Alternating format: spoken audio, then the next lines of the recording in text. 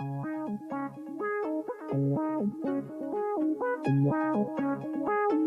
spent a lot of time thinking about Hitler, and I was thinking, well, how do you get into a state like that, you know? And you think, well, he's a dictator and he led his people down a bad path. It's like, that's not right. That is not what happened.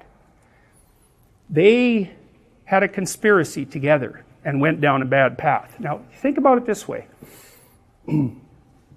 If one person thinks something about you, it's like, whatever, right? But if 5 people tell you that, well, what? Then to start not taking that seriously is kind of narcissistic, right? Are you aware of any of your critics? Are you aware of any critics of your work who are deep and credible? Well, of course not. And if it isn't 5, let's say it's 15 people tell you the same thing or act the same way towards you. It's like, probably you should clue in. The name calling and so forth doesn't really have much effect on me because I don't regard it as even remotely service. First of all, they're very careless with their use of words. This is where we draw the line. This is where we draw the line. This is where we draw the line. This is where we draw the line. This is where we... Well, what if you're a politician and you're trying out a bunch of different ideas? And so tonight what I thought I'd do, as a counterpart to that, is lay out what I believe might be some tenets for a viable 21st century conservatism. And these are ideas that I'm playing with, so I wrote down about 12 of them. And you're good at interacting with the crowd. You're charismatic. You watch the crowd. Because I can see the audience and I can feel how the audience is reacting, because I'm always paying attention to all of you insofar as I can manage that. So I get some sense of how what I'm saying is landing, you know. But you're not necessarily all that articulate. You don't have your values all straightened out, but you're kind of angry too. I have learned to some degree how to harness part of the energy of anger as a source of energy. And maybe that's because you spent a bunch of time in World War I in the trenches, which was like no joke, and all your friends got blown up. And then you were unemployed, and then you tried to be an artist, and that didn't work out, even though you were moderately talented. What is the story behind the logo that you use in your intros? Where did it come from? That logo is called The Meaning of Music, and it's actually a sculpture that I made in 1985. And then maybe the economy fell apart completely on you, hyperinflation. And then maybe there was a communist menace coming in from the East, and there genuinely was. In the Soviet Union, China, Vietnam, and Cambodia, to name just a few, whole economies failed and tens of millions were killed.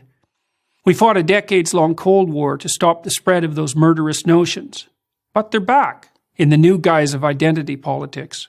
And so you're not the world's happiest clam at that point. And you're talking to people who aren't that happy either, because they were also badly defeated in World War I, and then they had a terrible treaty they had to sign, and they lost part of their territory.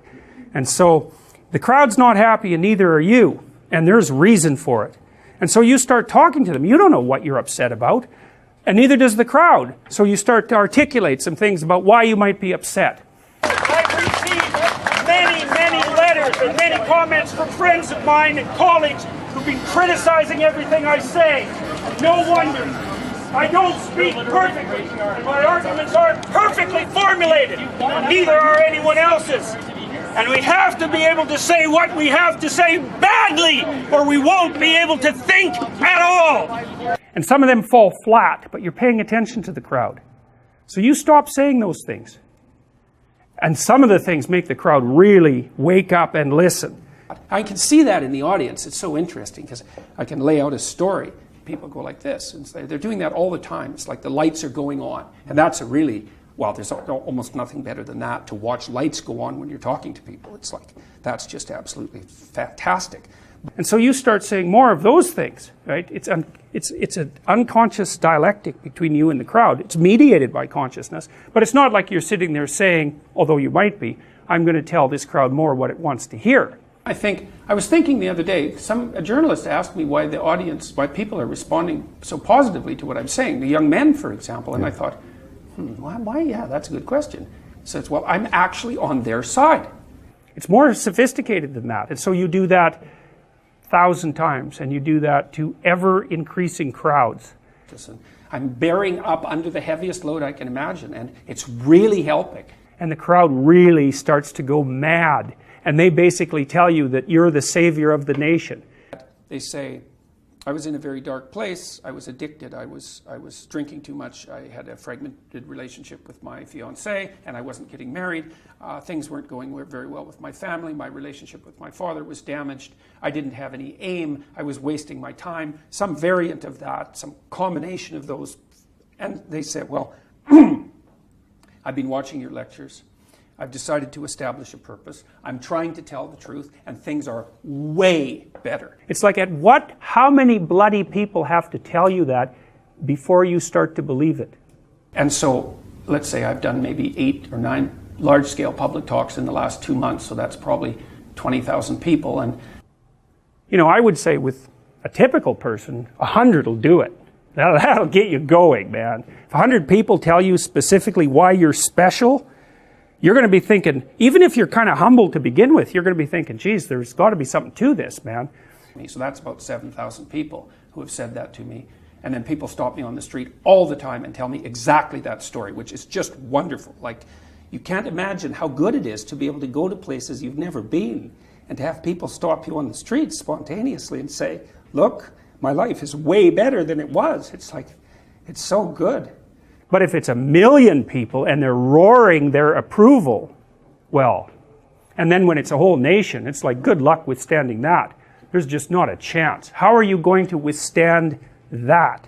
So without further ado, please welcome one of the world's great public intellectuals, Jordan Peterson. Thank you.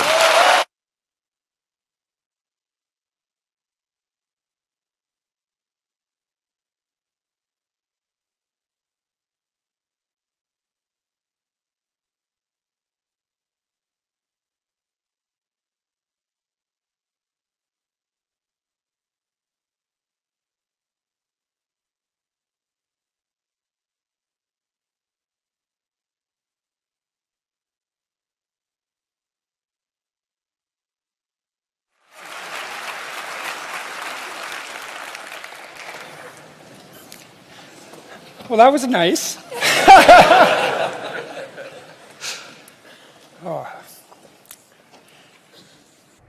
Now, you could be like Gandhi, and you could have taken that into account beforehand, because he did.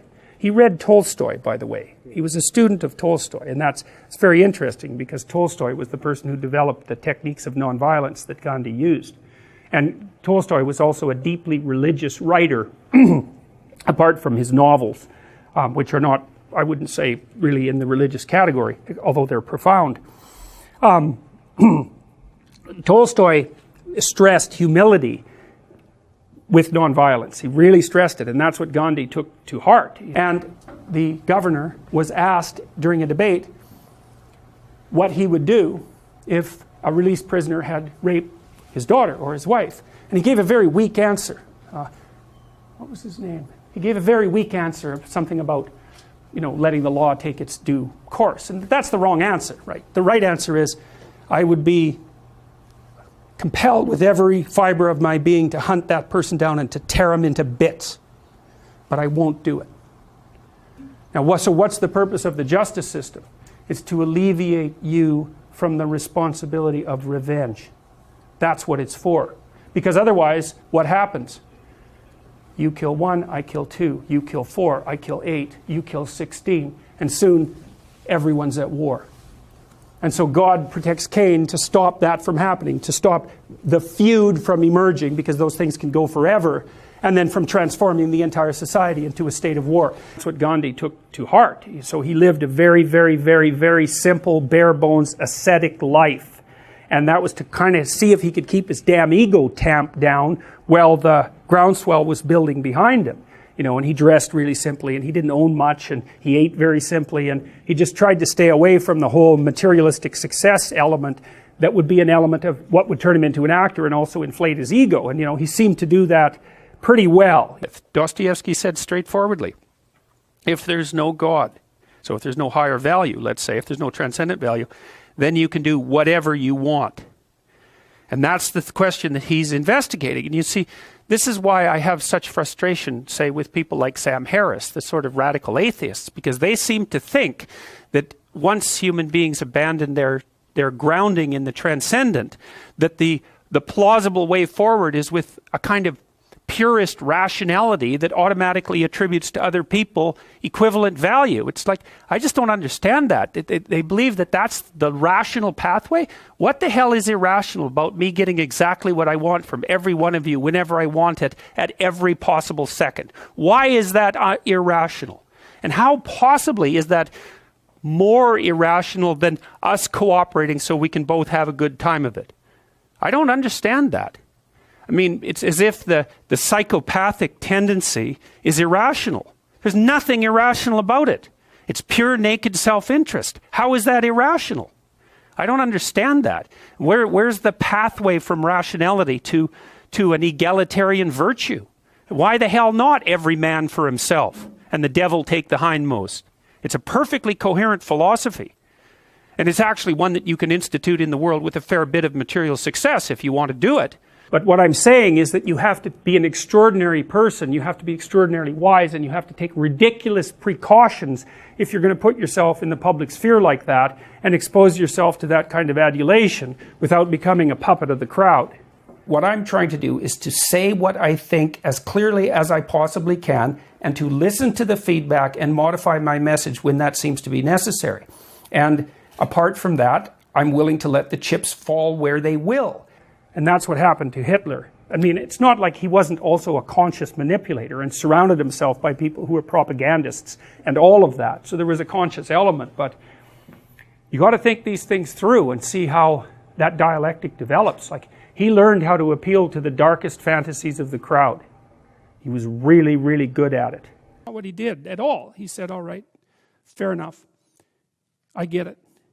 It's like, I'm going to go after the thing I most admire, and I'm going to destroy it, and I'm going to do that despite its cost to me, and I'm going to do that just to spite the creator of being.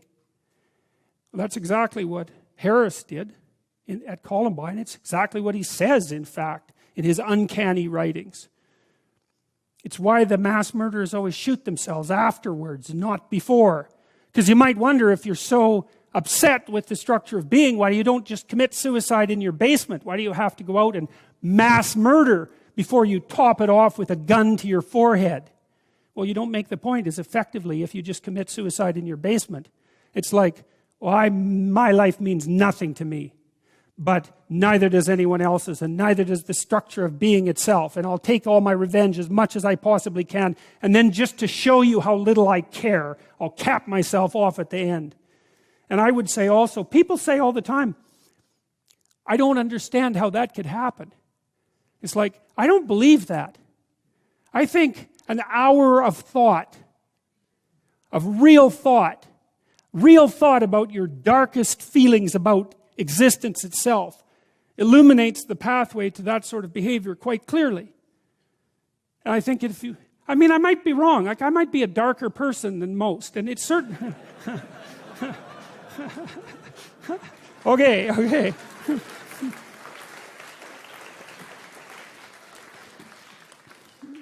Well, at least I think there are plenty of people out there who are sufficiently dark to know exactly what I mean when I'm saying these things. And I would also say that if it doesn't leap to your understanding how that pathway might be illuminated, then you need to know a lot more about yourself than you actually know now. Because whatever you might say about someone like Eric Harris, he was a human being too, you know. There's this idea in the New Testament that Christ was he who took the sins of the world unto himself. It's a very complicated idea, but part of it is associated with the idea that he met the devil in the desert as well. To take the sins of mankind onto yourself is to understand that within you dwells exactly the same spirit that commit the atrocities at Columbine or that ran the camps at Auschwitz, and to actually understand that that's part and parcel of your makeup, and then to take responsibility for it. And that was a dialectic process, right? The crowd told them what they wanted to hear, and the crowd's a mob at that point. So I don't have to take responsibility for the fact that I'm screaming my approval when I'm surrounded by 1 million people. So I can scream my approval for whatever I want, for whatever dark, revengeful fantasy might be playing out in my imagination, because I'm not going to be held accountable for it. But would you be willing to say, for the record and to the camera, and if you're not, that's fine, but would you be willing to say that you yourself actually do not identify with the what appear to be, for some of us, more insidious elements of the right? I'm not political. I've made my decision. Many times I've thought of running for political office. And if I did in Canada, the most logical place for me to be would be in the Liberal Party, although I think that it's also been hijacked by the social justice warrior types to a very damaging degree, especially you see that in Ontario. But I've decided at multiple points in my life that I'm not playing at the political level. I'm playing at the philosophical level, or maybe I'm playing at the theological level. And what I'm trying to do is to say what I think as clearly as I possibly can, and to listen to the feedback and modify my message when that seems to be necessary. And apart from that, I'm willing to let the chips fall where they will, because that's also part of the decision. The decision is that if you believe, if you choose to believe, if you choose to act as if the truth brings being into existence in the best possible manner, then you speak your truth, you examine your conscience, you listen to feedback, and you allow the events to unfold as they will. And I am trying to do that. That's what I'm attempting to do.